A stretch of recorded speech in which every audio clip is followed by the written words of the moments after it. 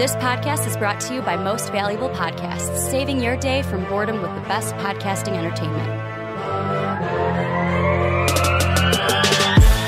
What's up, what's up? Real MVPs, Ricky Widmer here, joined with a face you might not know, and it's only a face that us here at MVP know. It's only a face a mother could love. It is only a face a mother can love. I am joined with Pete Kreten. They have heard stories, though. The MVP family has heard stories, because I have told stories, like not necessarily stories, but like when Johnny and I on the Rick and Johnny podcast talk about superheroes, I have referenced you before. Oh, man. I've just never said your name. Well, I mean, now that's pressure. I mean, like, this is my debut, and people already know who I am. Like, what am I going to do now? Like, well, I'm sure they'll love you.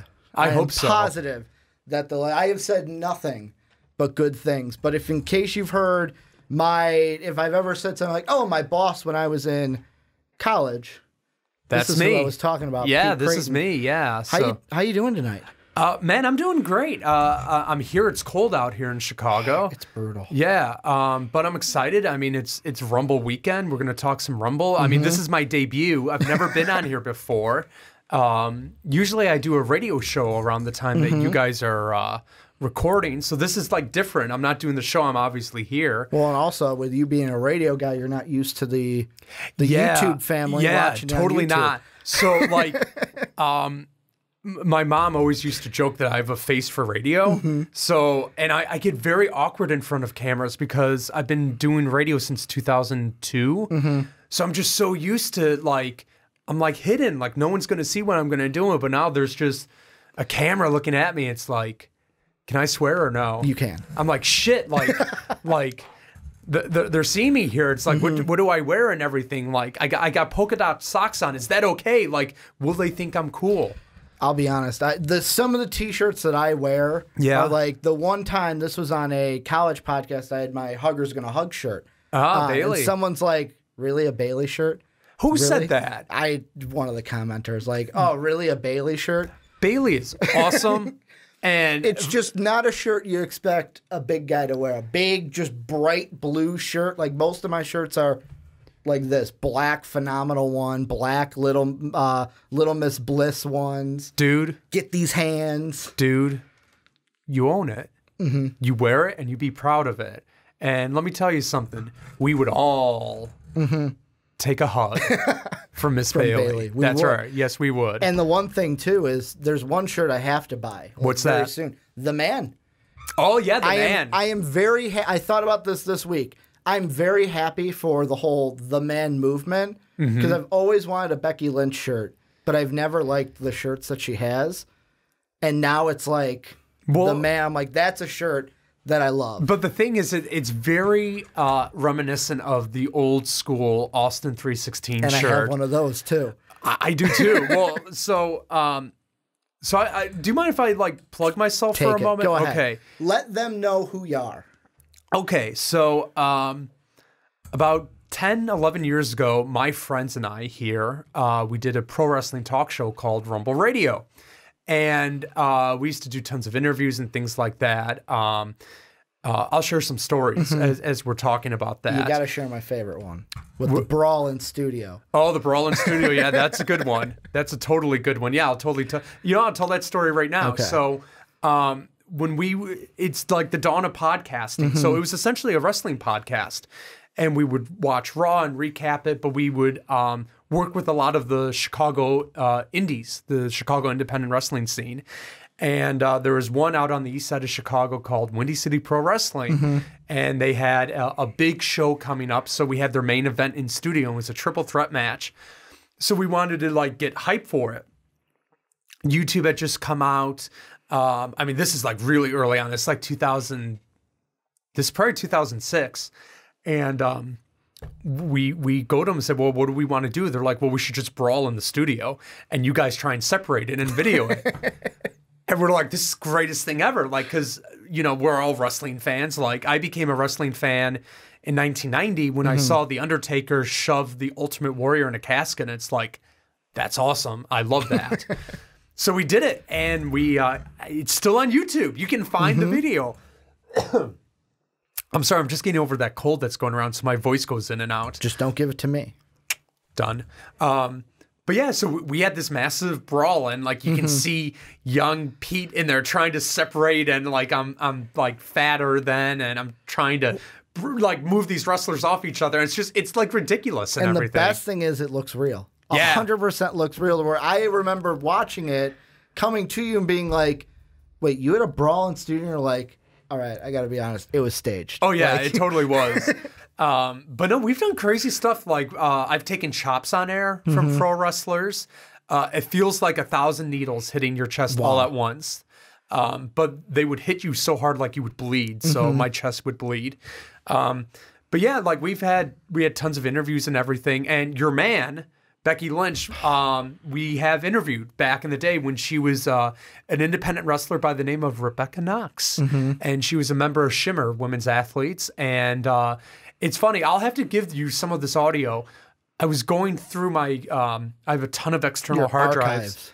Yeah, well, I found a bunch of the old interviews. So maybe the MVP crew wants to like showcase some of them. Like, of course. Because we got some Mick Foley, we got 2 Chris Jerichos, we have a Jake the Snake. We should still have the Becky Lynch somewhere. I just got to remember which drive it's on. There's a wrestler by the name of Claudio Castagnoli, who you'll know as Cesaro. We had him on. And we used to have all the time Tyler Black in, who is, of course, Seth Rollins now in the WWE. So I found like a ton of these interviews. So like there's part of me that's like, I want to put these back out because they were fun interviews. And I just never have a platform. So I'm thinking maybe we'll share some of it. Always said like, it was the dawn of podcasting to where now it's so much easier just to put it on YouTube and there it goes. Yeah, or SoundCloud. There. Yeah, exactly. But so it was fun. So when you called me and said, "Do you want to talk wrestling?" Like this is legit like the first time in like 9 years I've done this. So I'm really excited. And I'm going to take it back because before and this is going to be a long intro to what, like, if they're coming in, they're like, guys, it's a Royal Rumble preview. Get to the preview. This is going to be very chill. It's a very chill conversation. We will get there. Yeah. Just hold on. Like it's a journey you're on. It is a journey. It's a journey. It's the journey to WrestleMania. Exactly. The road is in place. It starts this weekend. It does. We're on the road. We're walking down it right now. So, and the one thing that we've had conversations, you, Dave, and myself, because Dave's huge into wrestling. Of course, I got out of it when I was in college. Have just gotten back into it maybe like a year or two ago. Nothing wrong with that, dude. We've talked, like, Dave has been like, we've got to do, first off, we got to watch a pay-per-view with Pete, which we're going to watch WrestleMania together. We are. Dave is pumped for it. He talks about it all the time. He is so pumped to watch WrestleMania. I'm already working on it. We're going to get a couple of like 6-foot-long subs. Nice. It's going to be a killer, man. Like in NXT, watching NXT before it, because of course that's the day before, but we'll watch it before. It's a holiday. Like how awesome is it that WrestleMania is a legit holiday even now? Like this weekend, you get TakeOver on Saturday and then the Rumble on Sunday.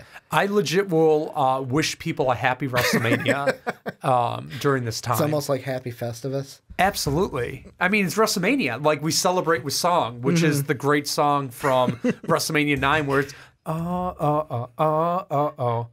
WrestleMania. Like, I love it. It's the best. So we always celebrate with song with it. So. And Dave has always said, we got to do a wrestling podcast with Pete. We've got to. And of course, he's not here. He's not here. He gets stuck up at work. So this is also us revamping stuff because I'll be honest, I saw the What Culture guys kind of do their thing of I stand in front of a green screen and I give predictions. But I thought they're already, like, there's people already doing that. Well, yeah. Why not have, like, just a chill conversation where we kind of talk, like, me and you were having a conversation while I was setting up the camera and everything. Yeah. We're just going to do that. Well, I've always said because when Rumble Radio came to an end, part of it was just because we were watching like 15 hours of wrestling and we were being critics. And I've never bumped. I've never been in a ring. What business do I have with it? And it stopped being fun. And you've never taken a curb stomp from Seth Rollins? I've never taken a curb. I've only done chops. Like, I have 2 goals in life. I want to get body slammed in a ring and I want to run the ropes. Okay. I totally want to do that. But it should be fun. And like, there's so many wrestling podcasts out there and there's so many great ones out there. And I listen to them. But like, it's always recapping stuff. And it's always like, wow, they should do this. It's always fantasy booking. And that's fun to a degree. But then we just get mad when it's not booked the way we want it booked in our head. Because we never get what we want. Yeah. So what I did when I came back from my sabbatical of wrestling, it was just, I sat there and like, okay, entertain me. And I have fun. And when I watch it, I enjoy it. And it's enjoyable with it. So I'm really happy that's the approach we're doing with the show tonight, because the Royal Rumble is the most fun wrestling pay-per-view ever. It's my favorite, like I told you, favorite type of match. It's Royal Rumble. Yeah, because I'll just go on WWE Network and just pick a Rumble and watch that match. Yeah, they're all good. They're all fun. And it's the element of surprise. Like, who's going to show up? Do you have a favorite Rumble? Like a favorite? Because I do. I have a one that is, of course, it's during my childhood. That's why it's my favorite. It's the one where Stone Cold's won. McMahon is 2. Oh, Rumble 99. Stone Cold runs him up into the bathroom and he gets ambushed in the bathroom. Yeah, by the corporate. Well, at that time, is it the corporate ministry at that time? It's just a corporation. I think so, yeah. Okay. That's a good one. That's also the one where, like, The Rock almost legitimately killed Mick Foley with, like, 4 dozen chair shots to the head. Yeah, I think I do have a favorite Rumble, and it's a weird one, but it's sentimental for me. Rumble 92. Okay. WWF title is on the line. And that's your favorite year of wrestling, though, too. It legit is. And it was funny driving up here. I was like, you know what? We gotta fucking do that show, because I've just been thinking about it. Like your idea of watch it and then talk about it. Absolutely. It's a good card. You have Roddy Piper beating the Mountie for his first ever Intercontinental championship, his only single title in WWE. I mean, that alone is just such a moment. But add to that, you have Ric Flair going 63 minutes to win the title, and you have Bobby the Brain Heenan on classic commentary. He has such great lines of, "It's not fair to Flair." And whenever, like, someone saves Ric Flair, he's like, "You're my favorite ever." Like, there's this great exchange where Roddy Piper saves Ric Flair, and Bobby's like, "It's a kilt. It's not a skirt. It's a kilt." And then as soon as he saves him, like, he just turns on Flair and beats him up. He's like, "It's a skirt. It's a dress. It's not." And it's just like hearing Bobby and Gorilla Monsoon is just gold. But Rumble 92 is also home to quite possibly the greatest Ric Flair promo of all time. And that is, "With a tear in my eye, this is the greatest moment in my life." And you see Mr. Perfect and Bobby Heenan like marking out in the back. It's awesome. But for me, that's my first year of wrestling is 92. I get in pretty much summer 91. My first pay-per-view I saw was SummerSlam 91, which is the match made in heaven, Miss Elizabeth and Macho Man getting married, and the match made in hell, the handicap match with Hogan and Warrior against Slaughter and Iron Sheik and General Agnot. You have Bret Hart getting the title, the IC title for Mr. Perfect. Going into Survivor Series 91, which is Taker winning the title from Hogan, which is a great one. So, like, that's going into it. But then 92, Flair getting it. Mania 8, which I will defend. That's a good WrestleMania. You have the spectacle of Wembley Stadium 1992. And then Survivor Series 92. So for me, like, and that's the fun part of the Rumble is it kind of starts not just the road to WrestleMania, it starts our year. It kicks the year off. I mean, it's always like the Rumble's always like a good beginning where it's like, it's the Rumble, it's going to be fun, and I love wrestling again, and yay, wrestling. It's just, it's and also like new beginnings. Who's going to get that push? Yeah, well, yeah. I mean, who does the company see as the guy? Like, and now the woman. And now the woman. Or the man. Yeah. Well, She's the man, absolutely. So it's exciting. And then you get Mania, and then it kind of resets, and it's like, okay, we're on this journey, and you got to begin at the Rumble. And it's just fun, and I love it, and it's something to always look forward to, where it's like, it's cold outside, it's snowing, it's January, it's dark at 5 o'clock, but by God, the Royal Rumble is this month, and it's enjoyable. Now, the first one kind of like, because we're going to jump around a little bit and talk about different ones. I want to bring this up because not only were you talking to me about it before we recorded, it is also the one match on the card where I will say, like, I looked at it and I'm like, besides the pre-show, if I'm looking at just the main show, it is the one match that I'm not going to say I'm not hyped for, but I am the least hyped for out of all the matches. Daniel Bryan, AJ Styles. Tell me why I'm wrong. I'm not going to tell you you're wrong. I mean, if you feel that way, you feel that way. No, I mean, like, for me, God, I mean, Daniel Bryan is one of the greatest wrestlers in the world. AJ Styles is one of the greatest wrestlers in the world. Like, you don't need to build that. Like, you just know it's going to be good. But I think, for me, like, I love heel Daniel Bryan. What he's doing right now, I cannot get enough of. So there's this great interview that Mick Foley gives. And basically he says, what makes a good heel is that in everything they say, there's just that little nugget of truth that just irks you, where you're just like, I hate you. You're terrible. I want to see your ass get kicked.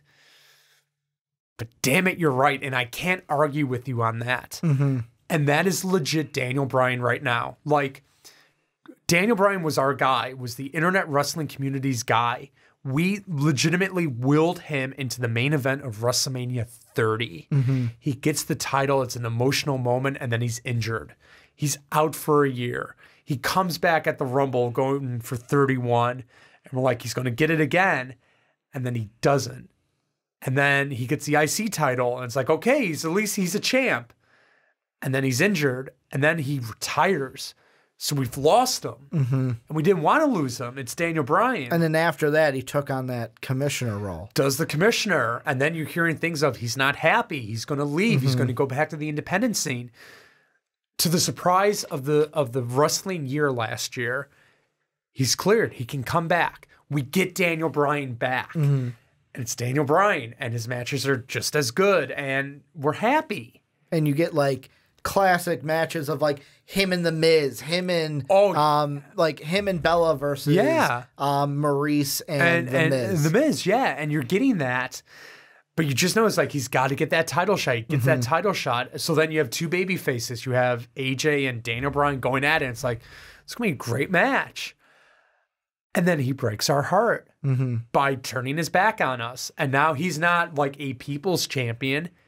He's the planet champion. Although I feel like in his words, it's kind of almost like he might think he's the people's champ, but he's not. Absolutely. Like, he even said this Tuesday, the word, like I was telling you, AJ, you use the power to boost yourself. I use it for the greater good. Yeah. And then just boo. Absolutely. I mean, seriously, think of it. He is getting booed. Constantly getting booed out of the building. What's funny is the people that, like, they'll show, they don't know what to do. Do I boo him? Do I not? Because I've loved Daniel Bryan, but now should I hate him? He's a jerk. He's an ass. And he's in your face with it. But again, there's that little nugget of, he's right. Like that promo he cut on Vince, where he goes, Vince, it's your baby boomer generation. You're like, kind of true. Yeah, and you're just sitting there like, he's not wrong. Like, I can't argue against this. Like, you're sitting there, me as a millennial, like, you're right, their generation kind of screwed us over. Yeah. But he's doing it in such a pompous way. But then he's turning it back. And it's your fault because Vince comes out and you're bowing to him. Screw you. And it's like, again, he's right on that. When Daniel Bryan was in Ring of Honor, we used to go there all the time, and it was amazing. Like, you'd go there, there'd be 500 people on the rosters: Daniel Bryan, AJ Styles, CM Punk, Colt Cabana, Cesaro, Austin Aries. Were those the shows where you would talk about where I don't know if you said it was like you and your buddies, but like you'd wear ref shirts? Yes. And like ref matches in the crowd? Yes, that was my best friend Kevin Kellum, who you can hear on 101 WKQX. And he does stuff with WrestleZone.com. That's my best friend, a fellow host of Rumble Radio. So Kev, you got a plug there, man. But yeah, 1 year for Christmas, I bought him a ref shirt, and he would wear the ref shirt, and he would be the ref in the crowd. So whenever there was a 2, he'd be like, two. As I hit, very unprofessional, hitting the mic boom. You said he does that though when you watch pay-per-views at home with him, right? Oh yeah, it was like we've had so many cops called to our homes when so there was a group of us. So there's 4 in general that were all big wrestling fans. And we would get excited and we would cheer with the crowd. So yeah, there was one time we were at my buddy Pat's house where it was a Mania, and it was actually Mania 25. It was Shawn Taker that we all were flipping out. There was 15 of us, and legit the cops knocked on the door. They're like, "What the hell is going on here?" We're like, "It's WrestleMania," and they're like shaking their hands and walked away. But so anyways, going back to Daniel Bryan. I love it because it's classic wrestling psychology, and he's so good at it that he's getting even the most jaded wrestling fans involved. Like, wrestling should be an escape. Wrestling should be fun. You shouldn't worry about stuff. You should just sit there and be like, it's an escape from the real world. It is. And you're going to cheer who you want to cheer, and you're going to boo who you want. And man, he's good at that. And the match is going to be, pardon the cheap pop, but it's going to be phenomenal. And it's for the WWE title. I mean, very quietly, ever since Daniel Bryan got the title, it's been defended on a regular basis. I mean, Mustafa Ali is a superstar now because of Daniel Bryan. I mean, his matches with Joe, besides the beat, because 2 weeks ago you had the beatdown. Gotta have it. A classic Joe beatdown. Absolutely. I watched it and I was like, it's just classic Joe. You want him to win the Rumble, although he's not going to. Anything can happen in the Royal Rumble. I would. That is one. He's my dark horse. I'll throw that out now. Okay. Joe's my dark horse. I think that's an excellent choice. Would love for him, but it's the match that they had, him and Ali. An amazing match. Yeah, and again, it's you're getting lost in the story, and that's just the really great element of pro wrestling. Is it's so easy to get lost in the story because you can relate to Mustafa Ali because you may be Muslim, you may be small, you may be there's relatable qualities where it's like, come on, you're representing me. Yeah. And that's what makes the Daniel Bryan thing so devastating was he was representing us. The little guy. The little guy. Like you mentioned, you're like, I was standing up putting out the camera and you're like, Ricky, I don't know if you noticed this.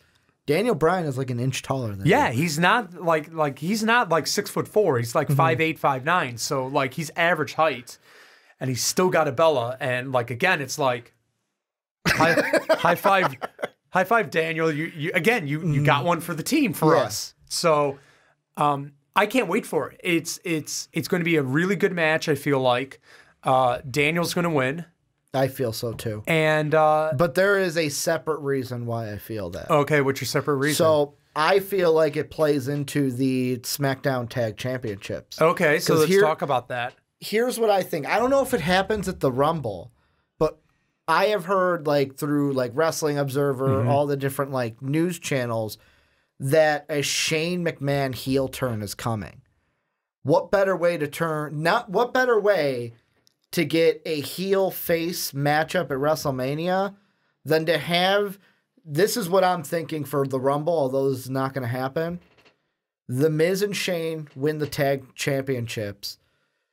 As the Miz raises Shane's hand, Shane turns on him. And going heel, but turning the Miz face, making us feel bad for the Miz because you notice how all the story has been like the birthday celebration. It's kind of like the little brother almost trying to like play up to the older brother. And that I feel is going to turn the Miz face to where we could have if he wins the Rumble, we could have a DB Miz face heel matchup. I so want Daniel Bryan and the Miz to fight for the WWE title at WrestleMania. Like that for me, that's a dream. It could happen. It would be so weird though to have that match and have them on opposite sides. Exactly, but think of it though. I mean, what really got Miz over? It was that Talking Smack promo where again, being that heel, he attacked Daniel Bryan. I'm going to say what I want. Yeah, kind of a thing. But again, there's that little nugget of truth where you're like, you can't argue with the Miz, and then Miz gets the IC title and says, "I'm going to make this matter again." And what does he do?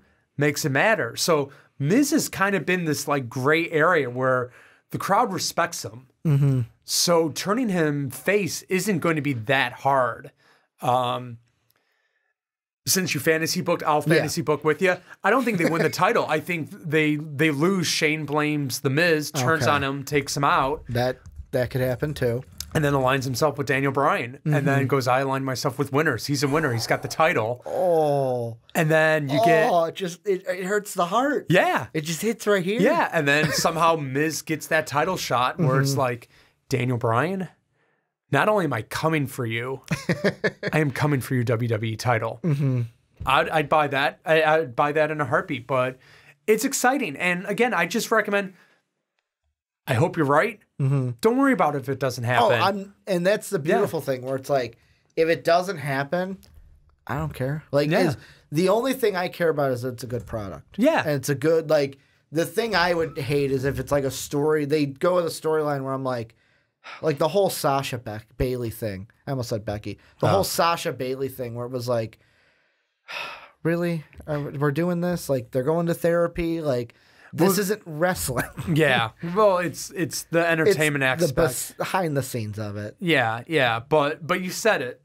So let's mention her. Okay. Sasha Banks. Ronda huge Rousey. match. Ronda Rousey. Raw women's title on the line. I really think this could steal the show. I believe it will. Sasha is arguably top 2 best women's wrestler in the world right now. I think the only one better is Becky Lynch. Charlotte might have something to say about that. Charlotte can. I stand by my statement. like Charlotte, I'm in Chicago. Come talk to me. I'll absolutely listen to you. But no, I mean, Sasha, there is legit, like, Sasha believes everything she's saying. And again, it goes back to the best stories, the best characters are the ones that believe it. There's that nugget of truth in there. Well, and there's also like that Instagram post that she's sent out that's like, oh, I can see that like she really believes what she is saying. Absolutely. And that's what makes it so much better. And with Sasha, she's been there. You've seen her pay her dues. And she hasn't had a moment like this in a long, long time. And Ronda... Say what you will. If you're a fan of Ronda, if you're not a fan of Ronda, I'm a big fan of Ronda Rousey. I have a Ronda Rousey I have t-shirt. my own opinions I'll get to after you give your kind of thoughts. I absolutely love Ronda Rousey for a multitude of reasons. She's really good in the ring. Like, for someone who's been doing it for such a short period of time, her how she sells is incredible. Her moveset is awesome. Like, she's a believable badass in the ring. She loves wrestling. Like, every time she walks that entranceway, the smile on her face, you can't fake that. And I identify with that. I can never be a wrestler, but I can live through Ronda Rousey. Yeah. Because she's living out her dream. So, and she's toured, like, she's done tons of house shows. She's been on the road. Like, she is paying her dues. So I'm a fan. I think she's going to get her best match ever. And she's going to get it with Sasha Banks. I was when the talking or moment of bliss, whatever they call it now, Basically pure gold from Alexa Bliss each and every week. Everything Alexa Bliss does is pure gold. Like, she is like she's probably the best talker today. When she announced that it's like, I want to face Sasha at the Rumble, my hands went like this. I was like, finally, a match I can get, like a match I can get behind, because not only can I believably see Sasha beating Ronda. Yes. It's everything that's gone into it. This match has made me to where I care about, besides the Rumbles, I care about 2 matches bar none.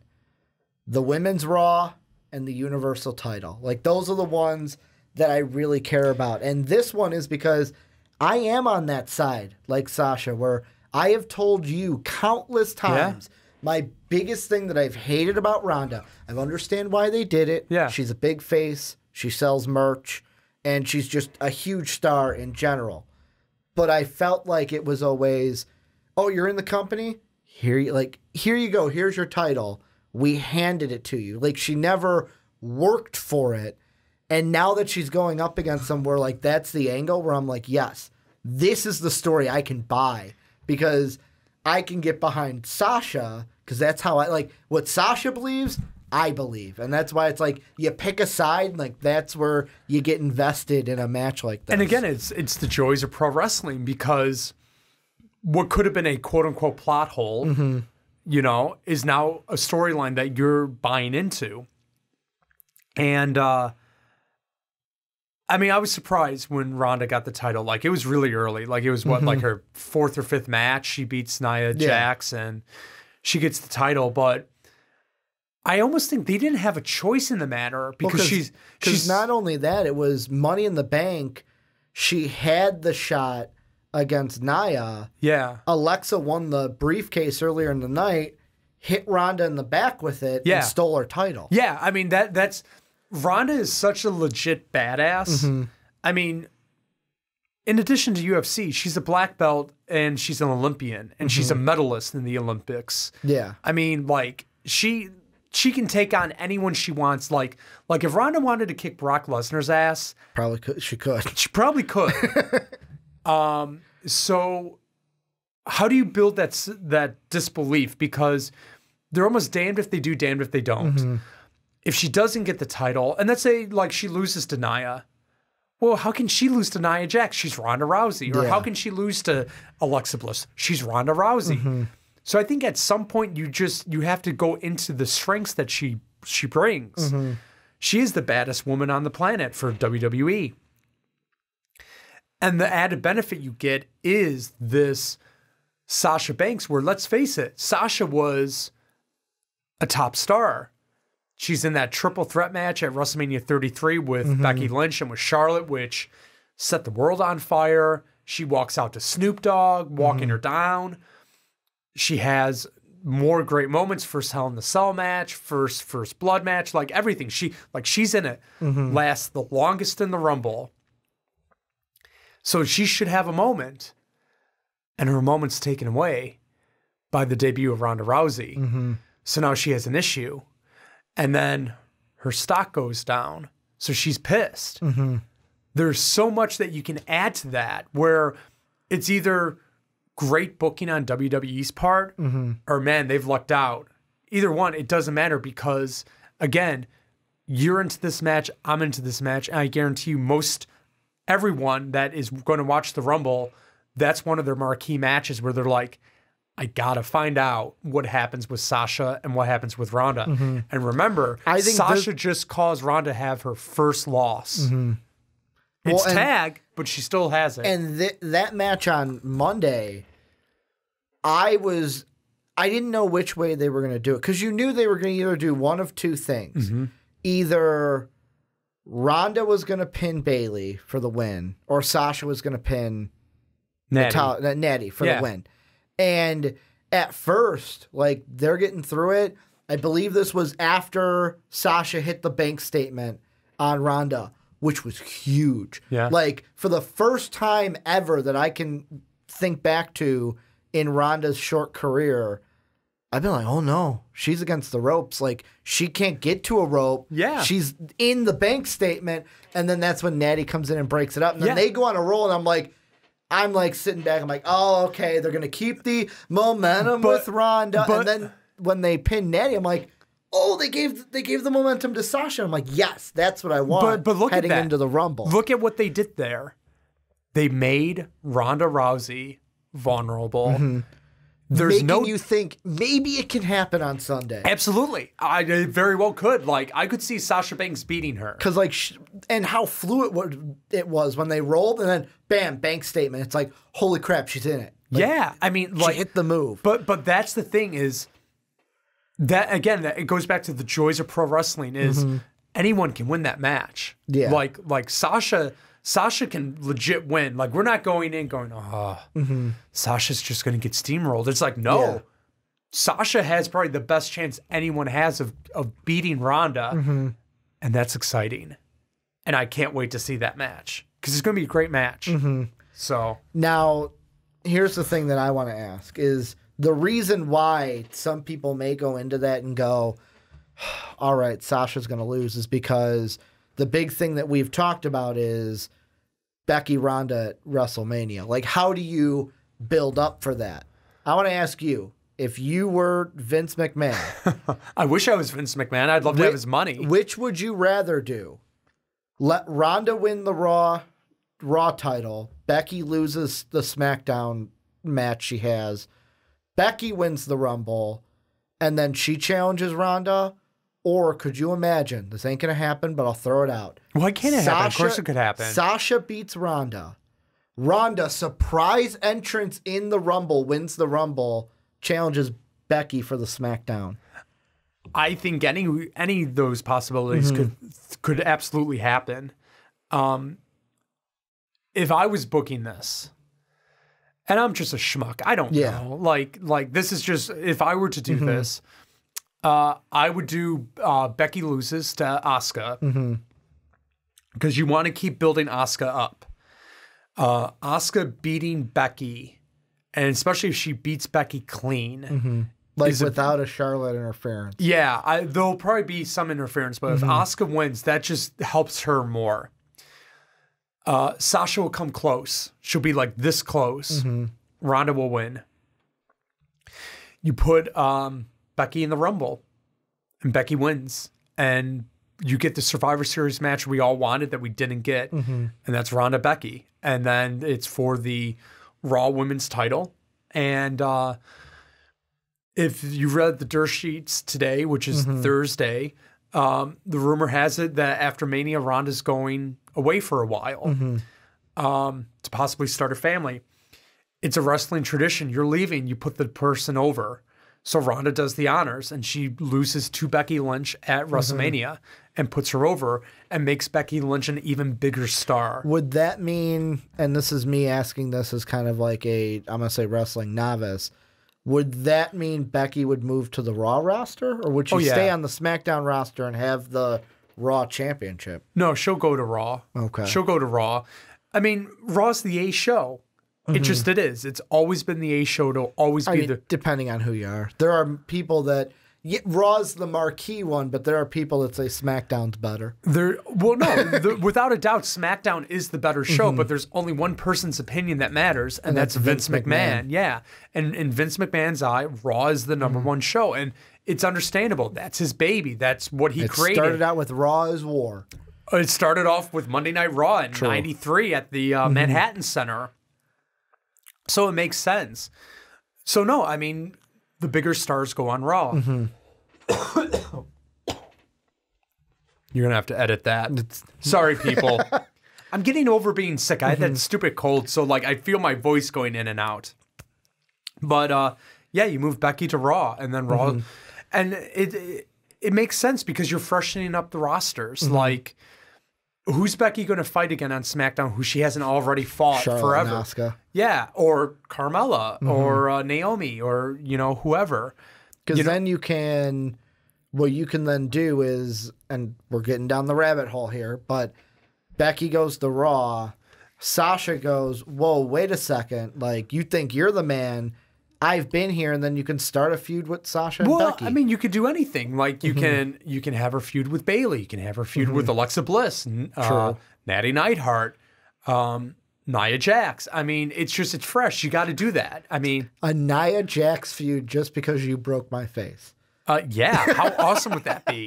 I'd watch that in a heartbeat because Becky's got a legit issue and it'll be a shoot. So let's go watch it. But no, that's going to be a good match. But I want to go back to what you said earlier.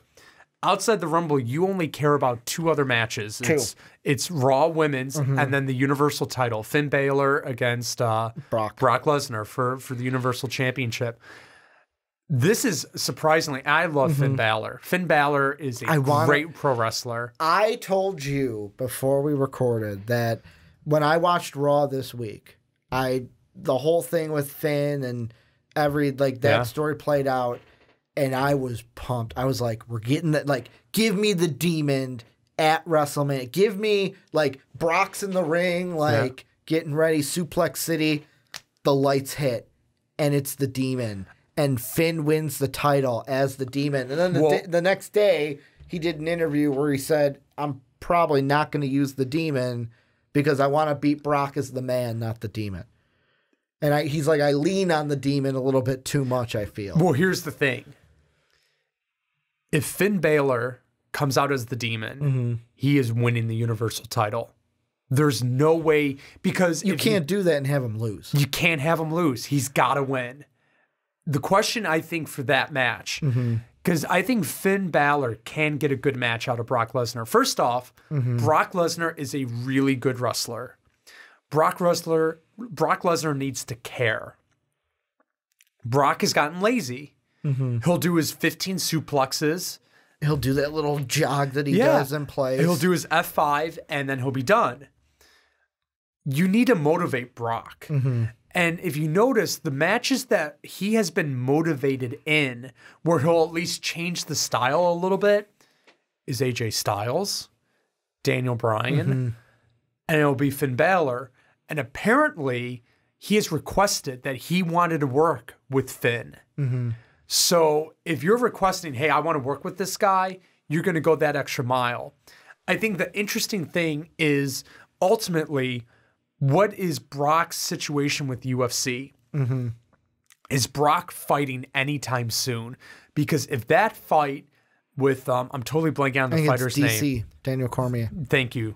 If that's coming up February or March, I can't see him doing that fight and then going and headlining Mania. I think if he has a fight coming up, he's dropping the title. If he doesn't, I think Brock wins because you want to have a Mania moment. And the Mania moment is Brock Lesnar losing that Universal title because, man, that title's like cursed. Ever since Finn won it, and then he had to let it go the next night. Yeah. I think the longest running champion that actually defended it was Kevin Owens. I'll be completely honest. I think out of the 2 titles, and this is weird because red's my favorite color, I think it's the ugliest title. I look at it and I go, I can't stand. I get it's a Raw title, but it's like, I can't stand that title. First off, the Universal title was, I think, a title I made up when I had my Hasbro WWF wrestling action figures. Because, you're going to be champion of the universe, I hate all of the current title designs. Even the new tag team ones for the women? Those look cool. The thing that I want to throw out with that is what I want them to do is have the men match it. No, not just that. You notice how with the women's tag team, it's just women's tag team. It's not like we're going to have one for Raw, one for SmackDown. I want to go back to how it was, and this is of course, go back when I was a kid, when it was we had one champion, and it could be on either brand. We have the WWE champion, but it can get passed between Raw and SmackDown. Rather than having, here's a Raw champion and here's a SmackDown champion. Well, I think there's an issue there. And I get what you're saying, and I agree with you. The problem is, you got to have people, there's got to be something for people to do. So the whole idea was, because it was originally the undisputed champion. So Triple H was going back and forth between Raw and SmackDown. So 1 month you defend on Raw, 1 week you would defend on SmackDown. The question though is what do you do with everyone else when the champion's not there? So if you just have like the US title, or if you just have the IC title, what are you going to do? You got to give them something to do.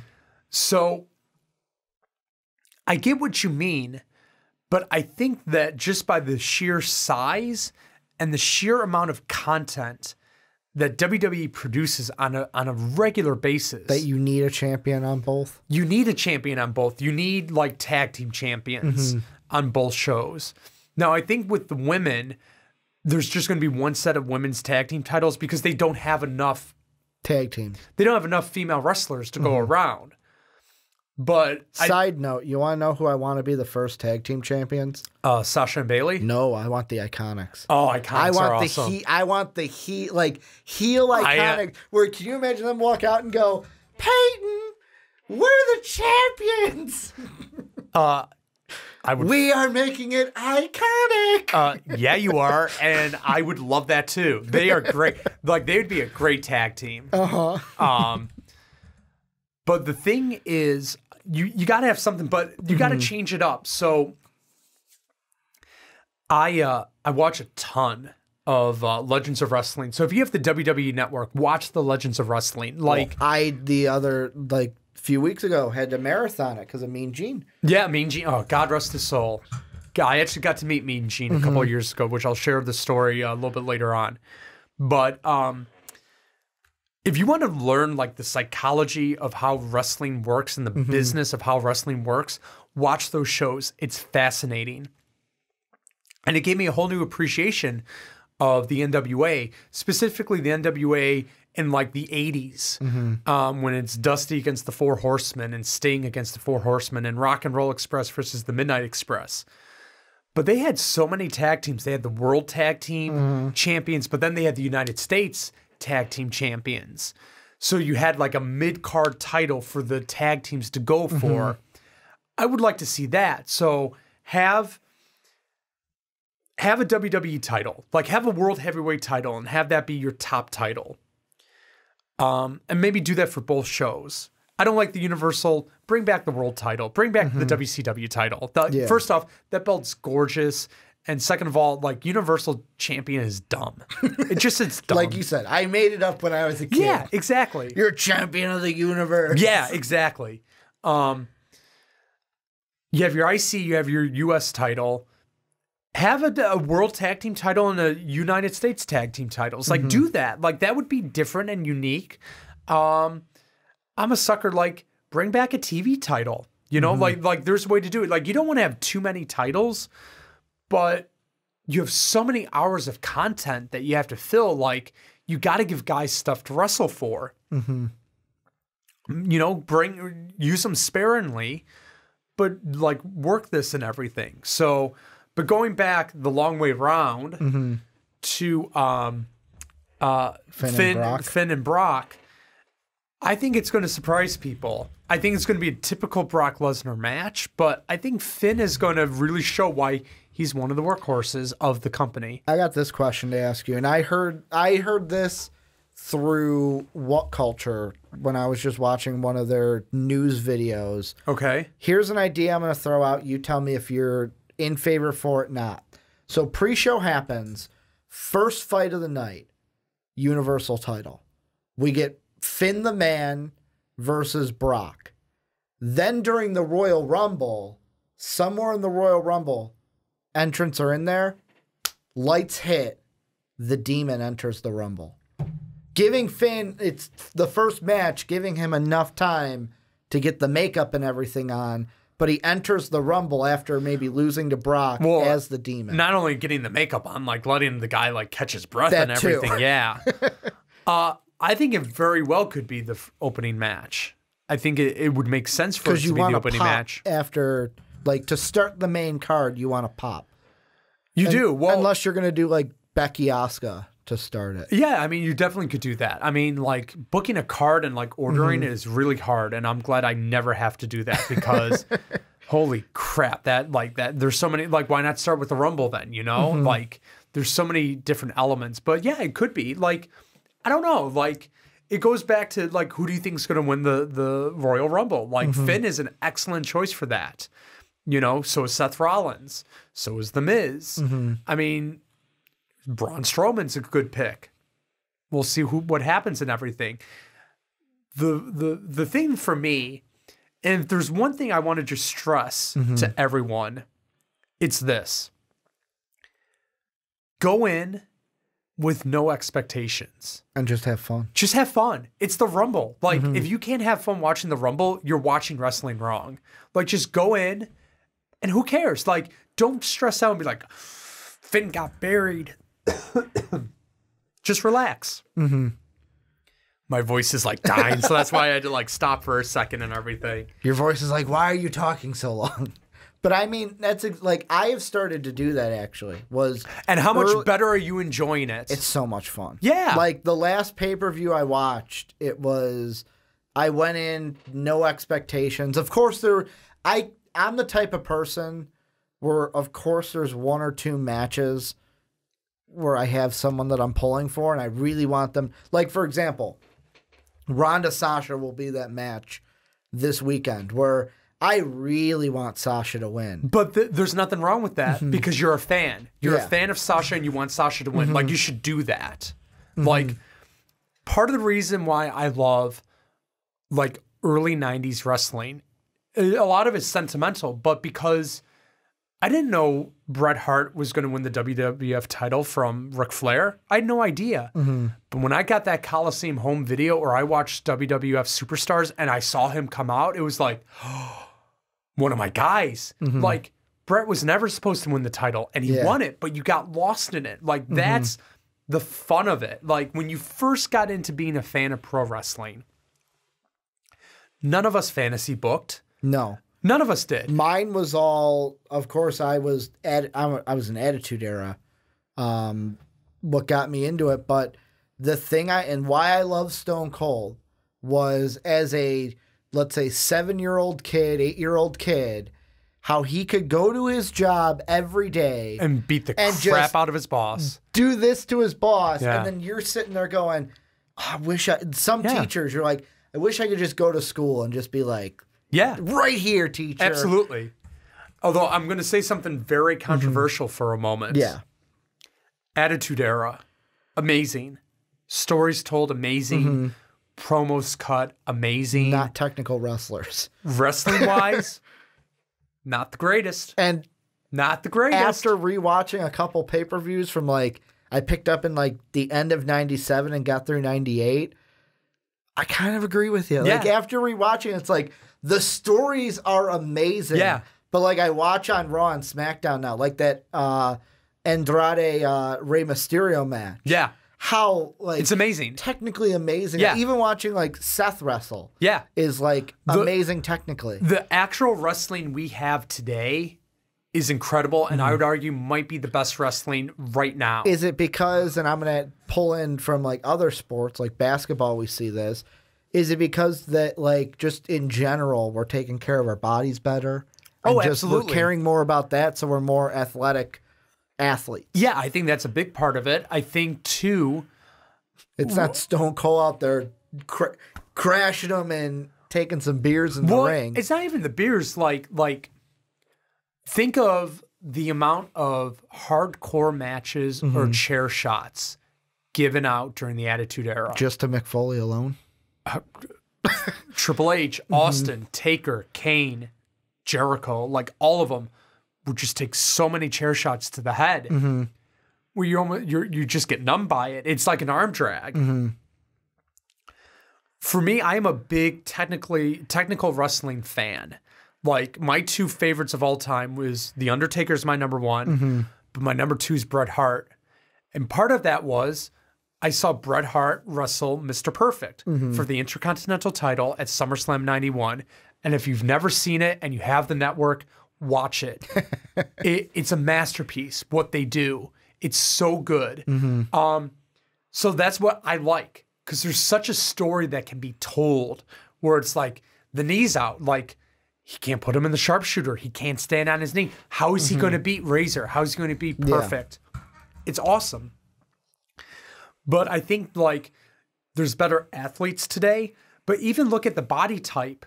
Like if you watch like, and I love Dusty Rhodes. There's more smaller guys. Yeah. They're like they're not the Hogans or the Warriors where they're so jacked on roids that like they couldn't get through a door.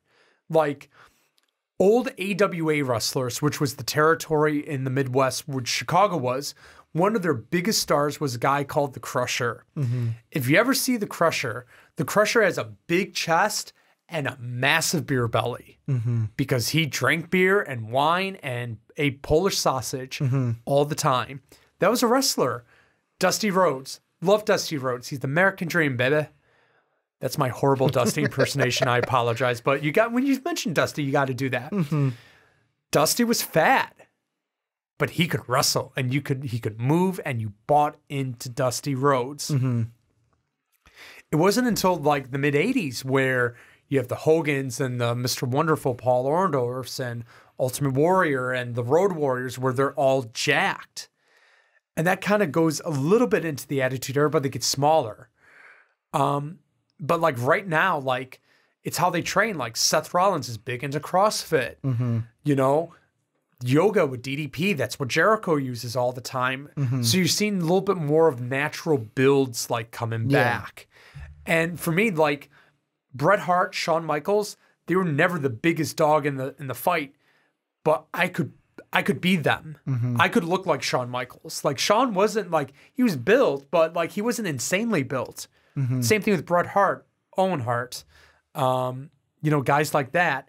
You're seeing, you could look like Seth Rollins, Ricky. Yeah. You could look like AJ Styles. And that's what I think of too, is like with me looking back like Mick Foley. Yeah. I could be Mick. Anyone could be Mick Foley. We all love Mick Foley. By the way, I have to interject with this.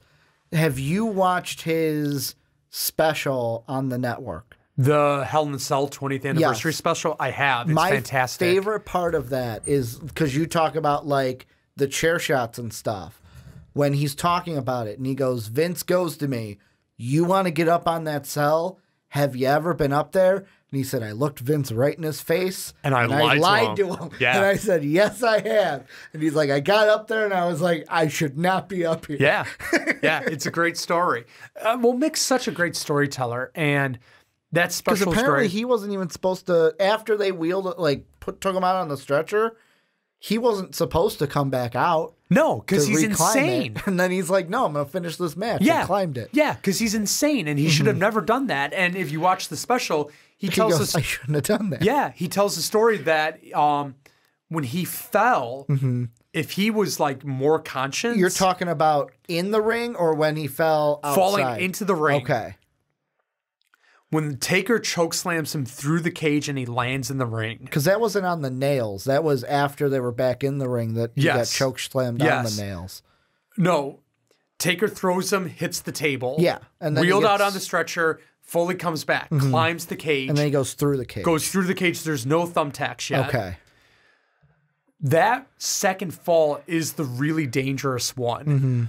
And he tells it in the special where as he fell, the chair hit him in the head, which was the best thing that could have happened because it made him go limp, but he fell the right way.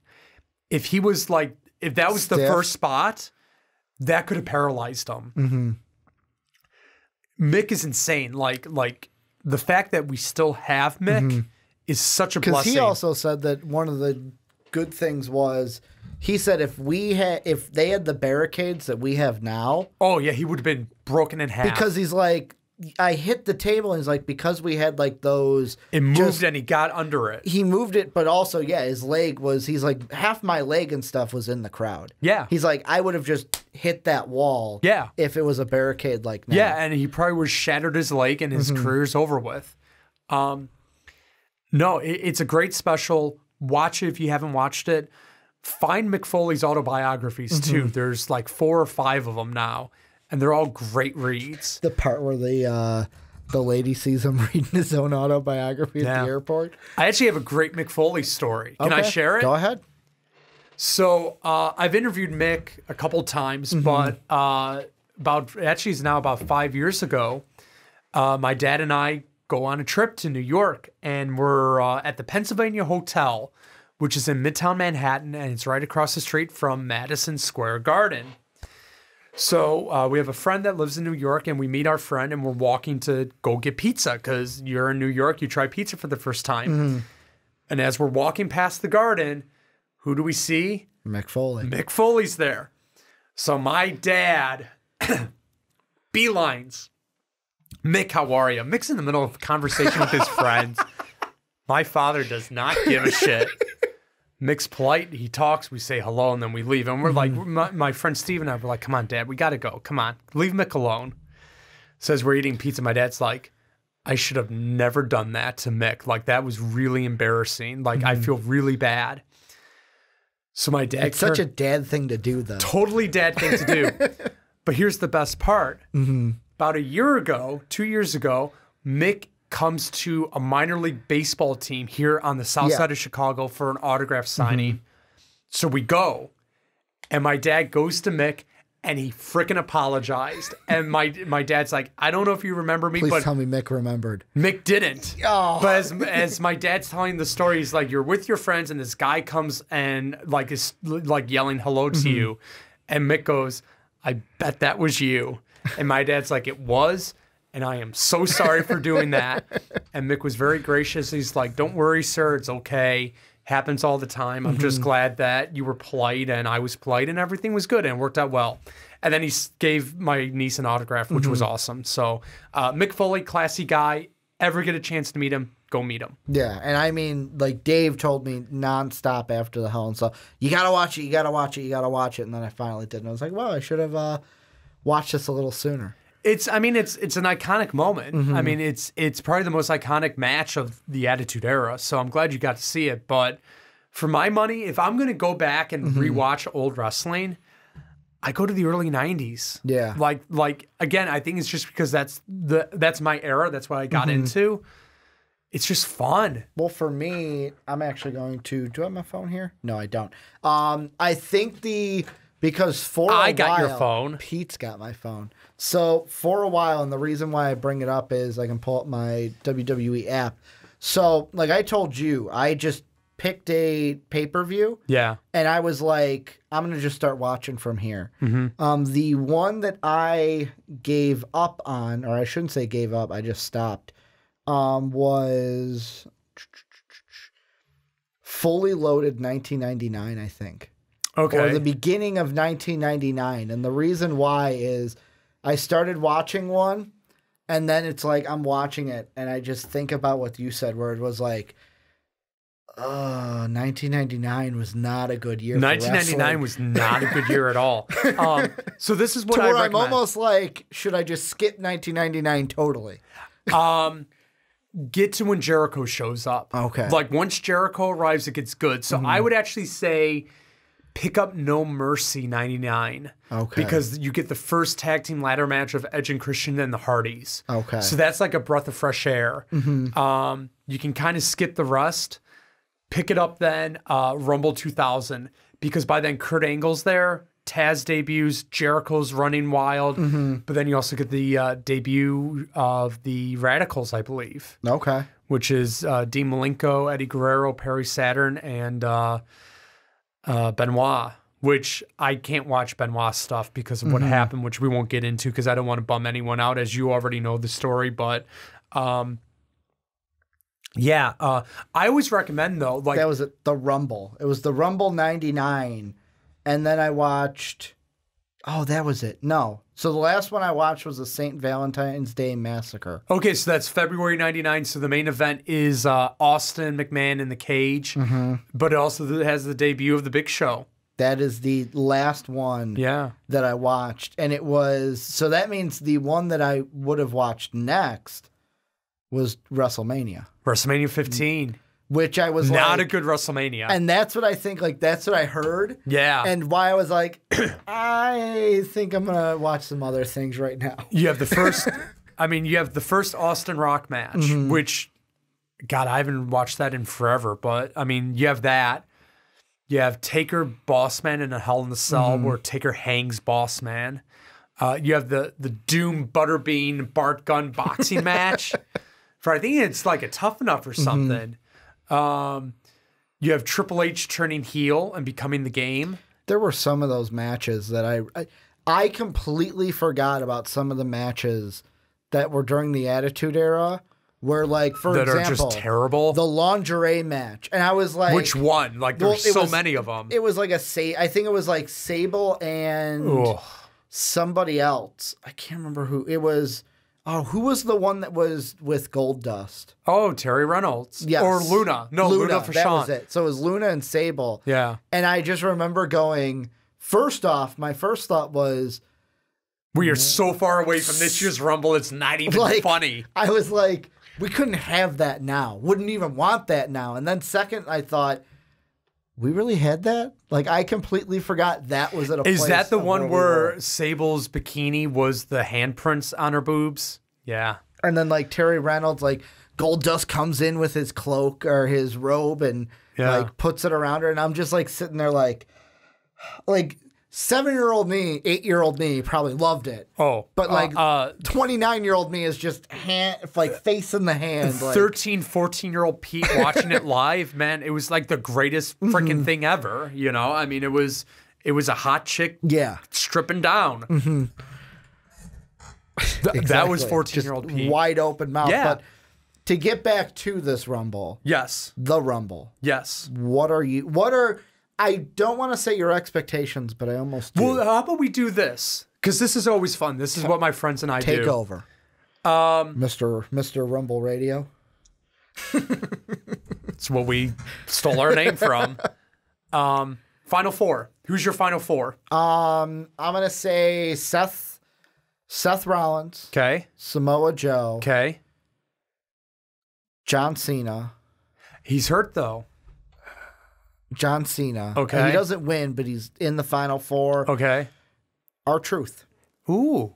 Because R-Truth coming in right at the end, which is a new one of the mixed match challenge winners are now the 30th, which I know Dave was upset with because usually 30 is like the mystery, like who's going to be 30 into the Rumble, but now we know who 30 is going to be. Well, it's not always the mystery. Like the big time the mystery was when Cena came back from his pec injury.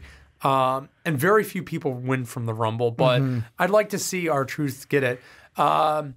Seth, Drew McIntyre, Miz, and I'll go with Samoa Joe as well. Okay. That's my four. Now, okay, women's final four. Becky. Okay. Carmella. Okay. I kind of want to say Alexa. Yeah, I'm gonna say Alexa. And then I do want to say who it was. I just had it on the a Bailey or a Sasha or somebody so. You know what? I'll say this. Although she's not an entrant, I'm gonna say Becky because I believe she'll be in it. Okay. Carmella, Alexa, Charlotte. Okay. Alexa, Charlotte. I'll say Becky too. And I'm going to throw a wild card. Peyton Royce. Peyton Royce? Peyton Royce, thank you. Oh, man. Yeah. An iconic in the final. Absolutely. In the final four. Yeah. I'm going with an iconic. Just because you got to have that wild card where it's like, oh my God, she made it or he made it. I kind of hope she wins. I mean, she won't win, but man, if she won, I'd pop. I want to ask you this because these are the two that I don't know what to think of. Okay. I don't know how much NXT you've been into because I'm not a huge NXT guy. I watch here and there. I like Johnny Gargano. He's probably Johnny Wrestling. Johnny Wrestling. Oh, yeah. What should we expect from Nikki Cross? Because right now, Nikki Cross and Lacey Evans, the newbies coming up from NXT are going to be in it. Well, first off, they can both go. Yeah. I don't think any of them are going to win it, of course. No, I don't think anyone will win it. Nikki Cross is probably the better wrestler of the two. She was funny, what moment of bliss when Alexa's like, all right, calm down. Especially you, calm down. And like Nikki Cross is just making that weird freaking face that she makes. Yeah. I mean, she's such a character.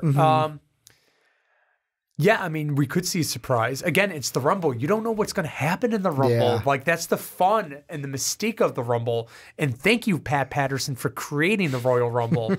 I don't know. I mean, like, I was talking with some coworkers earlier today about how it's so overwhelming, the amount of great television that's being produced right now. Like it's you don't know where to start between, you know, Game of Thrones or Breaking Bad to the Netflix shows, you know, Stranger Things. CW shows. Yeah, CW shows. I mean, God, like if you're a fan of superheroes, there's like 20 shows a week you can watch.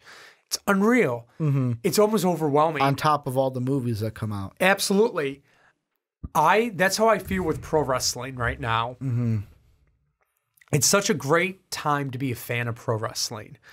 So let's just focus on WWE for a moment. You have Raw, you have SmackDown, you have 205 Live, you have NXT, you have NXT UK, you have the Mixed Match Challenge. Then you have all the old pay-per-views. Then you have all the old TV shows they're putting on there. So you can watch WWF Superstars, you can watch WWF Challenge, you can watch Nitro, you can watch ECW, you can watch the old AWA if you want. I mean, you could spend a lifetime just watching that video library, and that's it.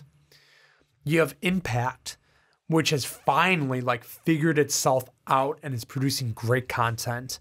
You have Ring of Honor, which for the last almost 20 years has just really taken that spot of ECW of being the AAA of pro wrestling. If you make it to Ring of Honor, you can make it to WWE and you can be a star. You also have New World Japan. New Japan, yeah. You have New Japan with Kenny Omega and Jericho and the Elite. You have the creation of AEW, which Cody Rhodes and the Young Bucks are doing. Which I agree with the people that are like, I hope AEW doesn't try to combat WWE, right? Like, don't go head to head with it. Don't be WCW. Exist on your own so that I can be like, I enjoy WWE, but I also enjoy what AEW's doing. I think that's exactly what they're going to do. And Cody's already come out and said that's exactly what he wants to do. He just wants to worry about AEW. I mean, the people they're getting is going to be incredible. Like the rumor is Jim Ross is going there, who's one of the greatest minds in pro wrestling. So you have that. Even just on like the Chicago local level, you have AAW, which is a local independent scene, which is incredible. Like they sell out. There's a bar here in Chicago called Bourbon Street. They draw 1,200 once a month at Bourbon Street, which is great. And so many big stars that are now in the WWE have started in AAW. The biggest one, Seth Rollins. If you're out in California, you have Pro Wrestling Guerrilla. If you're East Coast, you have Evolve, which is Gabe Sapolsky, the genius behind Ring of Honor. If you're in Florida, God, you have NXT. You know, I mean, there's so much great wrestling out there that it kind of irks me when people complain about it. It's like, guys, like you've got so much to take in.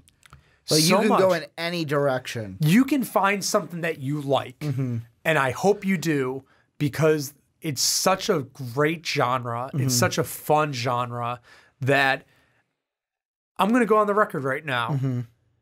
We are right now about to relive a quasi rebirth of the old wrestling territories. I hope so. I think that's exactly what we're getting. And how awesome is that? You know? And how cool would it be? How's fantasy booking? WrestleMania turns into all the territories get involved, and this is the big show. Yeah. You know? I mean, no one's going to become as big as WWE. It's just not going to happen. But you can still put on a really good product and develop a really rabid fan base. And for me, that's the most exciting part, is there's so much content that you can watch, that you can enjoy. It's incredible. Well, and I mean, the thing that I was listening to was, I can't remember the name of the podcast. It was just a random one that I found today, but I was listening during my lunch to Triple H was on it. And he mentioned, because we even, like, YouTube podcasts, we're in this same boat of, like, he's like, we are always looking at kind of like the data of, like, screen time, where it's like, he's like, we're not just combating with everybody in the wrestling world, we're combating with any type of media, any type of out thing. He goes, we're even battling sleep, if you think about it, because there is so much time in a day, in a week, in a month that people can devote to stuff. Yeah. And he goes, they have so many different obligations that are pulling their time in each different ways. How do we win and get into that time to where they're checking us out? Yeah, I mean, 20 years ago, it was Destination TV. It was Monday night, and unless you had a VCR and you recorded it, you had to watch it live. Now it's all on demand, for better or for worse. Like Dave and I talk about what it would be if we had the network when we were kids. Because like me and him were in the boat where we weren't in the boat like you, where like you would watch the pay-per-views. We didn't have parents that I could be like, hey, like I felt guilty saying like, hey, could we do this could we order this pay-per-view? Me and him never watched a pay-per-view. It was just Raw and SmackDown, or Raw and then when SmackDown came out. I didn't start watching pay-per-views until the Attitude Era. For me, and I think this is something, a much larger topic, which I actually explore a lot, like in my own like podcasts and things like that. I would go to my local video store, Popcorn Video, here on the south side of Chicago. If you live in Beverly or Mount Greenwood, you know Popcorn Video, if you're my age, which is the mid-30s. Yeah. And they would get wrestling tapes, and it was called Coliseum Home Video. And you can watch Coliseum Home Video tapes on the network. And that's what we would watch. So it would be Saturday mornings at 11 a.m. on Fox 32, WWF Superstars. So that was like the kids' version.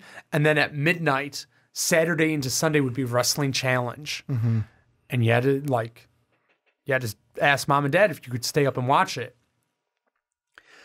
But I remember like if you didn't watch the Rumble live on pay-per-view, you didn't see the Rumble on VHS until like March or April. Yep. Which meant you were at Mania time. So you were on this like 3 or 4 month delay. So then it was the whole thing like for us, we would see on Monday Night Raw, okay, what happened the night before? Oh, like we would get the recaps and you would see it, but like actually watching the full match. I vividly remember my first ever WWF wrestling event was in 1992. My parents took me. It was in October, and we wanted to see The Undertaker. And we didn't see The Undertaker, but we saw this house show. And then it was a few months later, we went and we saw, it was in November. They were back. And the main event was Bret Hart, Ric Flair. So this was like what a WWE live event would be now? Yeah, they're called house shows. They're non-televised events. And it was an afternoon show. It was a matinee. It was a 2 o'clock show. And it was right after Thanksgiving.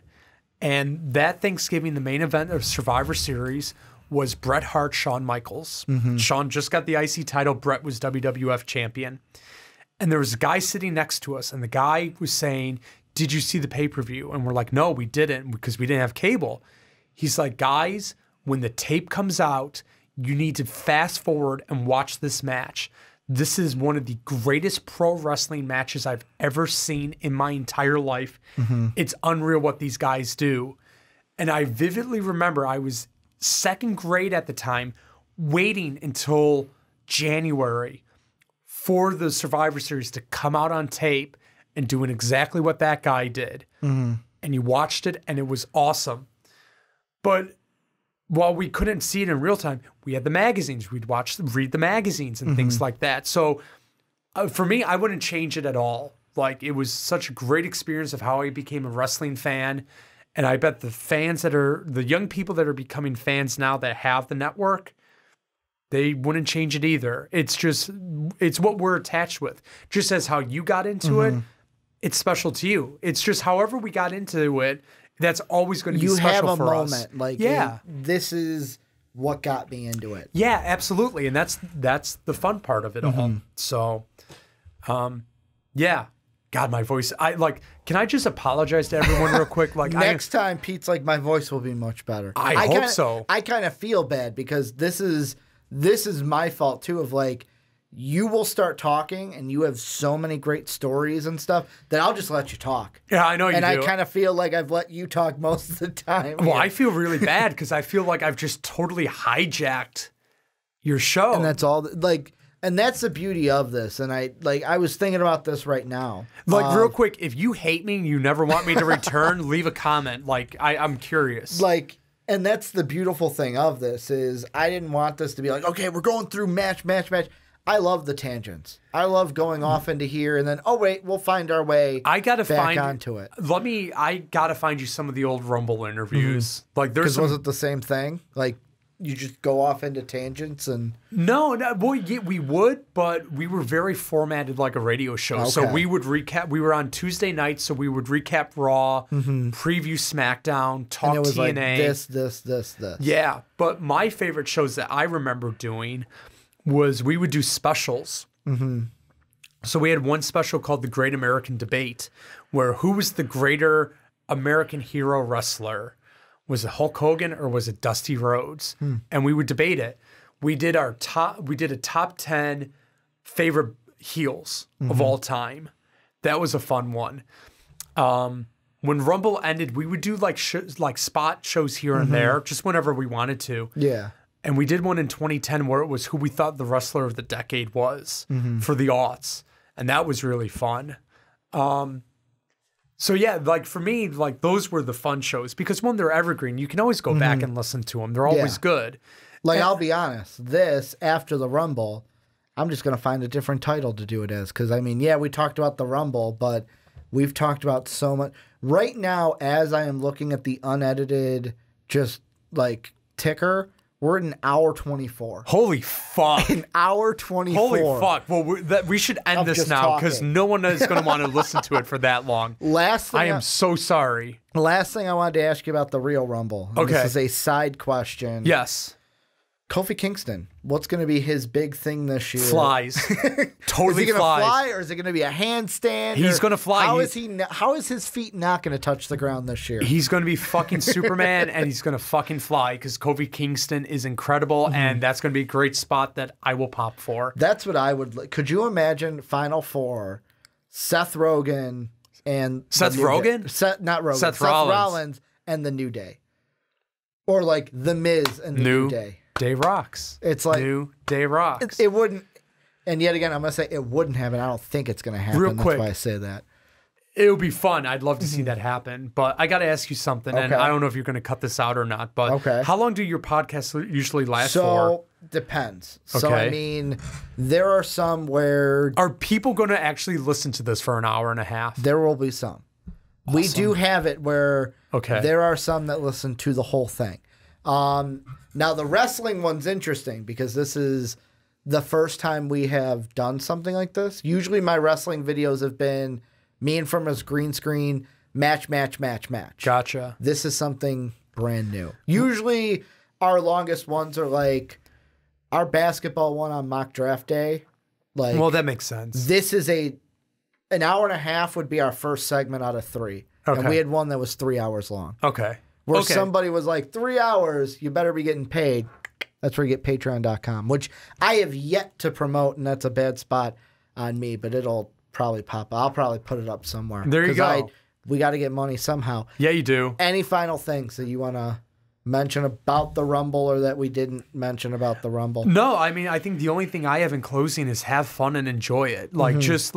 Allow yourself to get lost in what you're watching because you'll just have a really good time and watch it with people. Yeah. Get your buddies together. It's better when you watch it in a group than just by yourself. Yeah, absolutely. Get it, watch it, enjoy it, have fun, and the road to WrestleMania has begun. The one that I will say that I'm very excited for on the takeover on Saturday is the North American Championship. Ricochet and Johnny Gargano. Just because and yet again, haven't caught up with them, but I saw it this week. I'm like, okay, I got to watch that match. Yeah. Because Ricochet just flies all over the place. Well, and not only that, He's just a high flyer. What's the Velveteen Dream going to do? I was so not upset, but now curious. It's another hour and a half like podcast, guys. I'm so sorry. I was intrigued when they mentioned their call-ups. Yeah. And Velveteen Dream wasn't there. Obviously, Vince didn't see the shorts that he had on for one of the pay-per-views. Well, how do you know he hasn't been called up yet? And it's just he's going to be. What happens if Velveteen Dream is a surprise entry in the Royal Rumble? We could get Lars, too, as a surprise. But this is where you guys come in. Let us know what you think down below in the comment section. This will probably be about an hour 25, maybe, podcast, which isn't too long, but this has been a fun time, Pete. Yeah, Thank you thanks. for doing I've had a blast doing this. And this is exactly what I wanted from it. Just good. Chill. Good. Talking about wrestling. Cool. We went away from the Rumble. We went back to the Rumble. Yeah. I want to do more of these, just like spots like, hey, SummerSlam's coming up. Let's talk about it. Oh, WrestleMania's coming up. Let's talk about it. If you want me back and if the listener wants me back, I will totally come back and I'll see if I can bring some of the old Rumble crew every once in a while to come in and join us and everything. I'm sure Dave will watch every minute of this and go, next time I will be there and I won't get stuck at work. But thank you guys for checking it out. A little bit of housekeeping here at the end because I didn't do it at the beginning. Make sure to check out patreon.com/mostvaluablepodcast. That's how we get our money, folks. That's how we are able to do what we do, because this is not the full-time job yet, but I hope it is one day. You can be several different tiers. Hell, if you're at the $10 tier and you're like, hey, I want to join you guys for one of your wrestling podcasts, make sure to check out that tier. Also, make sure to check out mostvaluablepodcast.com, and that's where you'll catch MVP each and every day. I want to thank you guys for watching and listening. Pete, thank you yet again. Thank you. For joining us. Can't wait to have you back. And as always, have a good day, everybody.